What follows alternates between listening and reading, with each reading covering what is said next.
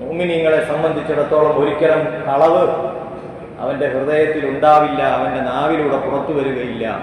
കള്ളത്തരത്തിന് കൂട്ടുനിൽക്കാൻ ഒരു മുഅ്മിനിന് യഥാർത്ഥത്തിൽ കഴിയുകയില്ല എന്നാണ് സൂറത്തുൻ നഹ്ല് 16-ാം അധ്യായം 105-ാം ആയത്തിലൂടെ അല്ലാഹു നമുക്ക് മനസ്സിലാക്കി തരുന്നു.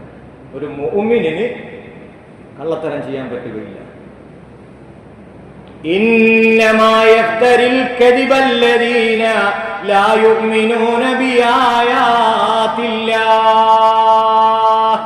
സൂറത്തുൻ നഹ്ല് 105-ാമത്തെ ആയത്തിലൂടെ അല്ലാഹു പരിചയപ്പെടുത്തുന്നു, ഇന്നമാ യഫ്തരിൽ കദിബല്ലദീന ലാ യുഅ്മിനൂന ബിആയാതില്ലാഹ്.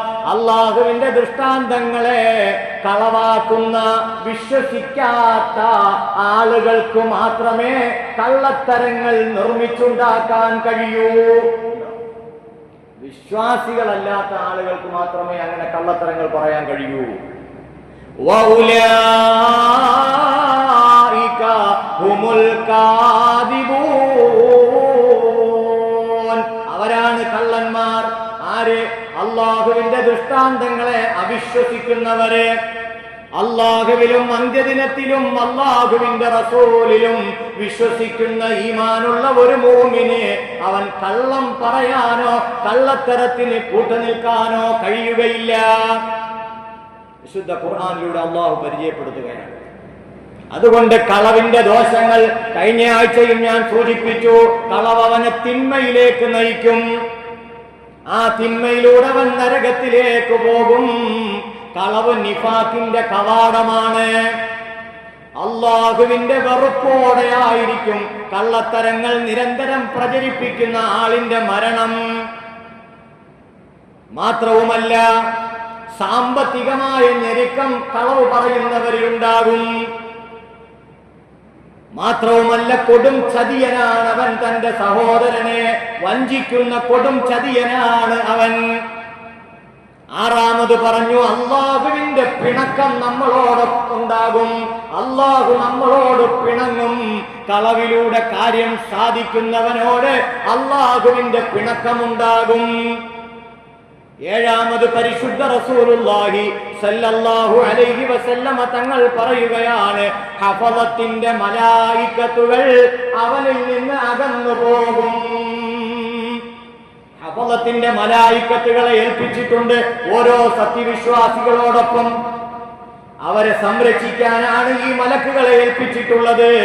കള്ളം പറയുന്ന ആളിന്റെ സമീപത്തിൽ നിന്ന് ഈ ഹഫളത്തിന്റെ മലായികത്തുകൾ മാറി നിൽക്കുമെന്ന് പരിശുദ്ധ മുഹമ്മദുർ റസൂലുള്ളാഹി സല്ലല്ലാഹു അലൈഹി വസല്ലം. قال النبي صلى الله عليه وسلم إن العبد ليكذب الكذب. ഒരു മനുഷ്യൻ ഒരു കളവ് പറയുമ്പോൾ فيتباعد الملك منه مسيرة ميل. അവനോടൊപ്പമുള്ള ഹഫളത്തിന്റെ മലായികത്തുകൾ അവനിൽ നിന്ന് 1 മൈൽ വഴി ദൂരത്തേക്ക് മാറി നിൽക്കുമത്രേ. എന്ത് കാരണത്താൽ? അവന്റെ വായിലൂടെ വന്ന ദുർഗന്ധം കാരണത്താൽ. നല്ലതല്ലല്ലോ വന്നത് വായിലൂടെ, നല്ല വർത്തമാനമല്ലല്ലോ വായിലൂടെ വന്നത്. അവന്റെ വായിലൂടെ വന്നത് ദുർഗന്ധമുള്ള വിഷമാണ്. അവൻ വമിച്ചത്, അവന്റെ നാവിൽ നിന്ന് പുറത്തേക്ക് വന്നത് ദുർഗന്ധമുള്ള വർത്തമാനമാണ്. ആ വായിലൂടെ വന്ന ദുർഗന്ധം കാരണത്താൽ അല്ലാഹുവിന്റെ ഹഫളത്തിന്റെ മലായികത്തുകൾ മനുഷ്യനെയും വിട്ട് മാറി നിൽക്കുമെന്ന് പരിശുദ്ധ മുഹമ്മദുർ റസൂലുള്ളാഹി സല്ലല്ലാഹു അലൈഹി വസല്ലം. മലക്കുകൾ അങ്ങ് മാറിയാൽ പിന്നെ ഇവൻ പിശാചിന്റെ പിടിയിലായി മാറും. പിന്നെ ആരാ നമ്മുടെ കൂട്ടുകാരായി മാറുന്നത്? മലക്കും പിശാചും ഒക്കെ നമ്മളോടൊപ്പം ഉണ്ടല്ലോ. മലക്ക് നന്മയിലേക്ക് നമ്മളെ നയിക്കുമ്പോൾ പിശാച് തിന്മയിലേക്ക് നമ്മളെ ക്ഷണിക്കും. മലക്ക് നമ്മളെ ക്ഷണിക്കുന്നത് നന്മയിലേക്കാണ്. പിശാച് നമുക്കിട്ട് തരുന്ന ദുർബോധനങ്ങൾ കൊണ്ട് നമ്മളെ തിന്മയിലേക്കും നമ്മളെ കൊണ്ടുപോകും പിശാച്. ധർമ്മവും അധർമ്മവും തമ്മിലുള്ള യുദ്ധം നീതിയും അനീതിയും തമ്മിലുള്ള യുദ്ധം, മലക്കുകളും പിശാചും തമ്മിലുള്ള യുദ്ധം, സത്യവും അസത്യവും തമ്മിലുള്ള യുദ്ധം. അള്ളാഹു ഏൽപ്പിച്ച മലക്കുകൾ നമ്മളെ നന്മയിലേക്ക് ക്ഷണിക്കുമ്പോൾ അള്ളാഹുവിന്റെയും സത്യവിശ്വാസിയുടെയും ശത്രുക്കളായ പിശാചുക്കൾ നമ്മളെ തിന്മയിലേക്ക് ക്ഷണിക്കുകയാണ്. അപ്പോഴാണ് ഈ ദുർഗന്ധത്തിന്റെ വർത്തമാനം, അനാവശ്യ അശ്ലീല കളവിന്റെ വർത്തമാനം നാവിലൂടെ വരുമ്പോൾ അവനെ വിട്ട് അള്ളാഹുവിന്റെ മലക്കുകൾ മാറി നിൽക്കുമത്രേ. അപ്പോൾ ആ മനുഷ്യൻ പൂർണ്ണമായും പിശാചിന്റെ പിടിയിലാകുമത്രേ. പരിശുദ്ധ റസൂലുള്ളാഹി സ്വല്ലല്ലാഹു അലൈഹി വസല്ലമ തങ്ങൾ പറയുകയാണ്, ഇന്നലി ശൈത്താനി കുഹലൻ വലുഹൂഖൻ വനുശൂഖാ. പിശാചിനെ, മനുഷ്യനെ വഴിപിഴപ്പിക്കാൻ ചില മരുന്നുകളുണ്ട്, ചില പൊടിക്കൈകളുണ്ട്. ചില മരുന്നുകൾ പിശാചിന്റെ കയ്യിലുണ്ട്. ഏതൊരു മനുഷ്യനെയും സത്യത്തിൽ നിന്നും, നീതിയിൽ നിന്നും, ധർമ്മത്തിൽ നിന്നും, മൂല്യബോധത്തിൽ നിന്നും, ഉത്തമ സംസ്കാരത്തിൽ നിന്നും എല്ലാം വ്യതിചലിപ്പിച്ച് അസത്യത്തിലേക്കും ധാർമ്മിക ജീർണതയിലേക്കും ഒക്കെ അവനെ കൊണ്ടുപോകാനുള്ള മരുന്നുകൾ പിശാചിന്റെ കൈവശമുണ്ട്. അള്ളാഹുവിന്റെ റസൂൽ പറയുകയാണ്, ഇന്നലി ശൈത്താനി കുഹ്ലാ വലുഹൂഖാ വനുശൂഖാ. പിശാചിന് സുർമയുണ്ട്, കുഹല് സുർമയുണ്ട് പിശാചിന്റെ കയ്യിൽ. വലുഹൂഖൻ നമ്മുടെ നാക്കിൽ പുരട്ടാനുള്ള ലേഹ്യമുണ്ട്. വനുശൂഖൻ നമ്മുടെ മൂക്കിലേക്ക് ഇട്ട് തരാനുള്ള നാസിക ചൂർണം പിശാചിന്റെ കയ്യിലുണ്ട്. എന്നിട്ട് അല്ലാഹുവിന്റെ റസൂൽ പറയുന്നു, പിശാചിന്റെ കയ്യിലുള്ള ലേഹ്യം അത് നാവിൻ തുമ്പിൽ പുരട്ടിയാൽ പിന്നെ അവൻ പറയുന്നത് കളവായിരിക്കും. അള്ളാഹുവിന്റെ സ്മരണകൾ അവന്റെ നാവിൽ വരില്ല, സ്വലാത്ത് സലാമുകൾ വരില്ല, ദിക്റിന്റെ വചനങ്ങൾ വരില്ല, അള്ളാഹുവിന്റെ സ്മരണകൾ വരികയില്ല. വിശുദ്ധ ഖുർആൻ ഓതാൻ അവന് പറ്റില്ല. അവന്റെ നാവ് അശ്ലീല സംസാരമുള്ള നാവായി മാറും. അവന്റെ നാവ് കള്ളത്തരങ്ങൾ പറയുന്ന നാവായി മാറും. അവന്റെ നാവ് കള്ളസാക്ഷ്യത്തിന് കൂട്ടുനിൽക്കുന്ന നാവായി മാറും. പിശാചിന്റെ ലേഖ്യം എന്ന് പറയുന്നത് അത് കള്ളത്തരമാണ്, അത് കദിബാണ്, കളവാണ്. നാവിലത് പുരട്ടും പിശാച്.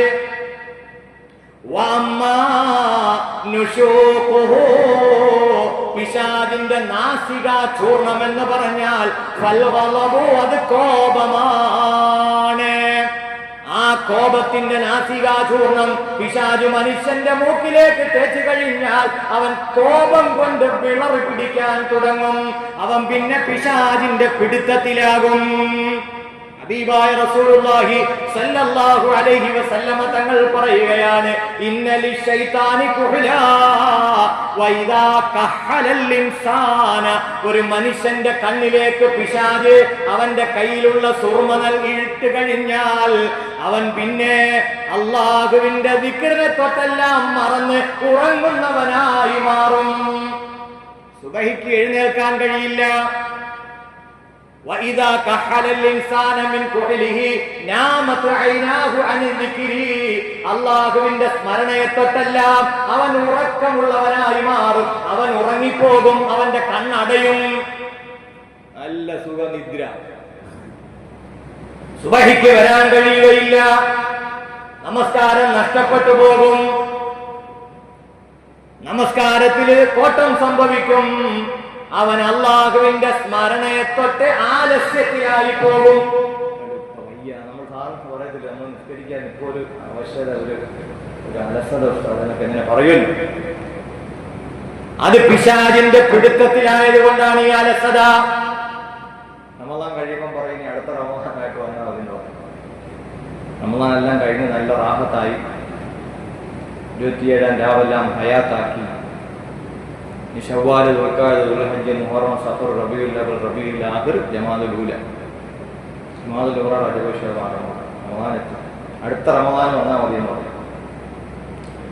അത്യാവശ്യമെല്ലാം ആയിട്ടുണ്ട്, ഇനി അടുത്ത റമളാൻ വന്നാൽ മതി എന്ന് പറഞ്ഞ് അള്ളാഹുവിന്റെ സ്മരണയെ തൊട്ട മനുഷ്യനെ പിശാച് തെറ്റിച്ചു കൊണ്ടുപോകും.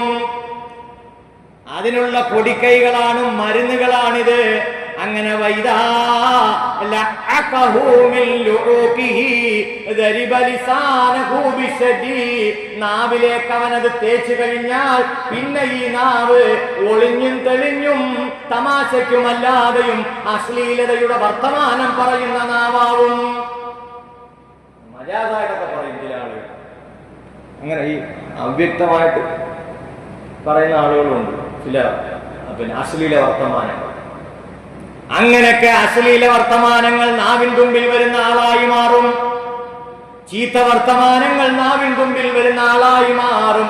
ഒരു ദിവസം ആരെങ്കിലും ദുഷിച്ചില്ലെങ്കിൽ ഇവന് ഉറക്കം വരാത്ത സ്ഥിതി വരും. നമ്മളിപ്പോ ഇന്ന് ജുമാഅത്തിനുള്ള സമയം ഒന്ന് ആലോചിച്ചോട്ടെ, ആരെങ്കിലും കുറിച്ചൊക്കെ പറഞ്ഞിട്ടുണ്ടെങ്കിൽ ഇതൊക്കെ വലിയ അപകടമാണ്. അല്ലാഹു കാത്ത് രക്ഷിക്കുമാറാകട്ടെ. നമ്മുടെ ഉള്ള അമലുകളെല്ലാം പോകും, എല്ലാം നമുക്ക് നഷ്ടപ്പെടും. അതുപോലെ പരിശുദ്ധ പ്രവാചകൻ പറയുകയാണ്, വൈദ ഇന്നൽ അബ്ദ ഇദാ കാന ഹദീദിയാ, കോപത്താൽ ഒരു മനുഷ്യനങ്ങനെ തിളച്ചു മറിയാൻ തുടങ്ങിയാൽ എന്താ കാരണം? ശൈത്താന്റെ കയ്യിലുള്ള നാസിക ചൂർണം അവന്റെ മൂക്കിൽ മണപ്പിച്ചു കഴിഞ്ഞിട്ടുണ്ട് പിശാച്. അള്ളാഹുവിന്റെ സ്മരണയില്ലാത്തത് കൊണ്ട് മലക്ക് മനുഷ്യനെ തൊട്ട് മാറിയിട്ടുണ്ട്. നമ്മുടെ ആലസ്യവും നമ്മുടെ അലംഭാവവും നമ്മുടെ നമസ്കാരം നഷ്ടപ്പെടുത്തലും നമുക്ക് ഖുർആൻ ഓതാൻ പറ്റാതെ വരലുമെല്ലാം അറിവില്ലാത്തത് കൊണ്ടല്ല, മറിച്ച് ഈ അറിവുള്ള നമ്മളെ പിശാച് പിടിച്ചിരിക്കുകയാണ്. എല്ലാവർക്കും അറിയാം നമസ്കാരത്തിന്റെയും ശ്രേഷ്ഠതയും നമസ്കാരം ഉപേക്ഷിച്ചാലുള്ള ശിക്ഷയും ഒക്കെ എല്ലാവർക്കും അറിയാം. പക്ഷെ ഒരു മടി, പിശാചിന്റെ പിടുത്തത്തിലാണ് പ്രിയപ്പെട്ടവർ. അള്ളാഹു കാത്ത് രക്ഷിക്കുമാറാകട്ടെ. അള്ളാഹു നല്ല ഈമാൻ തന്നെ അനുഗ്രഹിക്കുമാറാകട്ടെ. അങ്ങനെ കോപം കൊണ്ട് മനുഷ്യൻ തിളച്ചുമറിയും. അള്ളാന്റെ റസൂല് പറയുന്നുണ്ട്, പിശാച് ഞങ്ങളോട് പറഞ്ഞിട്ടുണ്ട്, അങ്ങനെ ഒരു മനുഷ്യൻ കോപിക്കാൻ തുടങ്ങിയാൽ പിശാച് പറയുകയാണ്, ഖലബിനാഹു അവനെ ഞാൻ തട്ടും, അവനെ ഞാനിട്ട് തട്ടിക്കളിക്കും. കോപം വന്ന മനുഷ്യന്റെ നിയന്ത്രണം പിശാച് ഏറ്റെടുക്കും. അവനെ ഞാൻ തട്ടിക്കളിക്കും. കമാ യഖ്ലിബു സിബിയാനു അൽ ഖുറത, ഫുട്ബോള് കുട്ടികൾ തട്ടിക്കളിക്കുന്നത് പോലെ, പന്തിട്ട് കുട്ടികൾ അങ്ങോട്ടും ഇങ്ങോട്ടും തട്ടിക്കളിക്കുന്നത് പോലെ കോപം കൊണ്ട് തിളച്ചു മറിയുന്നവനെ ഞാനാണ് നിയന്ത്രിക്കുന്നത്.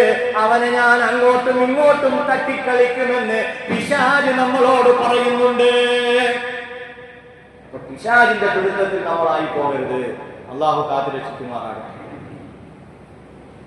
അങ്ങനെ കോപം വന്നാൽ എന്തു ചെയ്യണം? അതാണ് പരിശുദ്ധ പ്രവാചകൻ പറഞ്ഞത്, അങ്ങനെ കോപം വരുന്നത് പിശാചിന്റെ പിടുത്തത്തിലാകുമ്പോഴാണ്. ആ സന്ദർഭത്തിൽ അവൻ അള്ളാഹുവിനോട് കാവൽ ചോദിക്കണം. അപ്പോൾ അവൻ പറയണം, അഊദു ബില്ലാഹി മിനശ് ശൈത്വാനിർ റജീം എന്നുടനെ പറയണം. അതിനുള്ള മരുന്നാണ് റസൂലെ ശപിക്കപ്പെട്ട പിശാചിന്റെ ഉപദ്രവത്തെ തൊട്ട് അല്ലാഹുവേ നീ കാവലേർപ്പെടുത്തണേ അല്ലാഹ് എന്ന് പറയണം. കാരണം കോപം പിശാചിന്റെ ഭാഗത്ത് നിന്നുള്ളതാണ്. പിശാചിനെ അല്ലാഹു പടച്ചത് തീയാലാണ്. അതുകൊണ്ട് കോപമുണ്ടാകുമ്പോൾ പെട്ടെന്ന് ഇറങ്ങിപ്പോയി ചെയ്യണം. ആ ഉളൂറിലൂടെ അവന്റെ കണ്ണും നാവും മൂക്കും മുഖവും കൈകാലുകളും എല്ലാം കഴുകി വൃത്തിയാക്കി അവന്റെ ശരീരം തണുപ്പിക്കണം. പിശാചിന്റെ പിടുത്തത്തിൽ നിന്ന് അവന് മാറാൻ, അവന്റെ കോപം തണുപ്പിക്കാൻ ഉളൂ ഒരു ഔഷധമാണെന്ന് പരിശുദ്ധ മുഹമ്മദ് റസൂലുള്ളാഹി. അപ്പൊ കളവ് നമ്മുടെ നാവിൻ തുമ്പിൽ വരുമ്പോൾ മലക്കുകൾ മാറും. അതാണ് അല്ലാഹു റസൂല് ഏഴാമതായിട്ട് നമുക്ക് മനസ്സിലാക്കി തന്നത്, ഹഫളത്തിന്റെ മലായിക്കത്തുകൾ നമ്മളെ തൊട്ട് മാറും.